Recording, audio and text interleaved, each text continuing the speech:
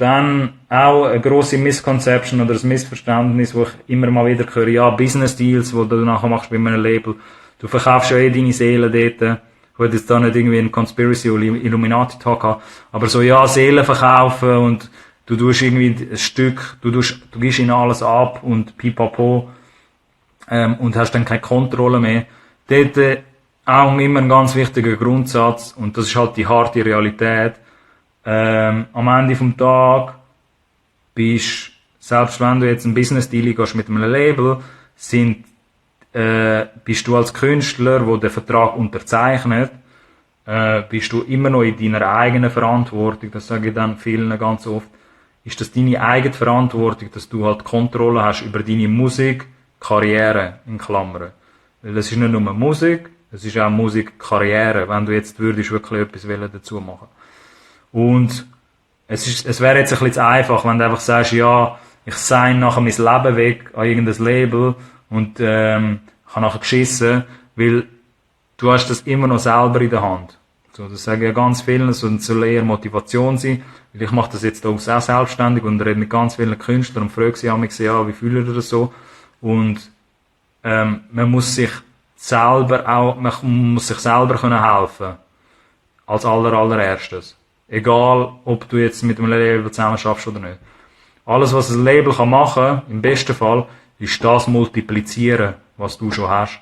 Aber dass das Business funktioniert und dass du deinen Vertrag anschaust, weil ich halt von genauso vielen Stories, wo ich gehört habe, ja, das Label hat nicht ihren Job gemacht, habe ich halt genauso viele Stories gehört von Künstlern, die halt nicht checken, was in ihrem Vertrag steht.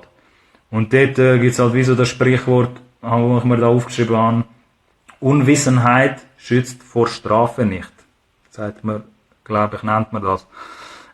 Sprich, wenn du halt den Vertrag nicht anschaust, oder, also es mag jetzt ein bisschen hart tönen, so, ich würde es trotzdem irgendwie neutral sagen natürlich, aber es ist halt immer noch, egal in welcher Businessbeziehung du bist, ob du Künstler bist oder mit jemand anderem Privatbusiness machst, ist es immer noch deine eigene Verantwortung, dort sich entweder Leute dazu holen, die das verstehen und mit dir zusammen anschauen können, oder wo du genau selber weißt, was du dort auch unterschreibst.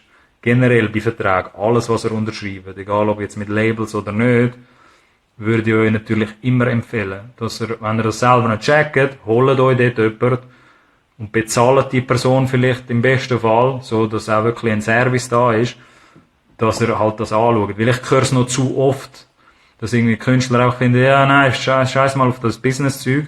Und für das ist eigentlich der Collab-Podcast auch ein bisschen da, um euch das ein bisschen näher zu bringen, oder ein bisschen diskutieren. Aber man ist als Künstler in der Eigenverantwortung auch. Ich hoffe, das hat jetzt nicht hure hart tönt so. Ich hoffe, ihr könnt das ein bisschen nachvollziehen, was ich damit meine. Perspektive. Aber ja, wenn ihr da jetzt noch Fragen habt, einfach reinschiessen für die letzten 8 Minuten, die uns da noch sind. Aber ja, es gibt natürlich so Machtverhältnisse da. Das wollte ich noch schon sagen, dass ja, wenn man jetzt dann natürlich nicht so einen grossen Status hat als Künstler, dann muss man auch nicht erwarten, dass man jetzt hure viel Verhandlungsbasis hat bei einem Label. Darum sage ich auch immer, Labels schön und gut, soll man auch sich anhören und mit diesen Leuten schwätzen, wenn man Interesse hat, das grösser zu machen. Aber immer zuerst schauen, wie kann ich meine eigenen Ressourcen und meinen eigenen Boden, wie kann ich mich noch grösser machen selber und schon mit einer Vision kommen, wo halt dann nicht mehr viel gemacht werden muss, blöd gesagt. Oder wo halt wirklich alles schon steht, dein Fundament, wo du dir selber gelegt hast.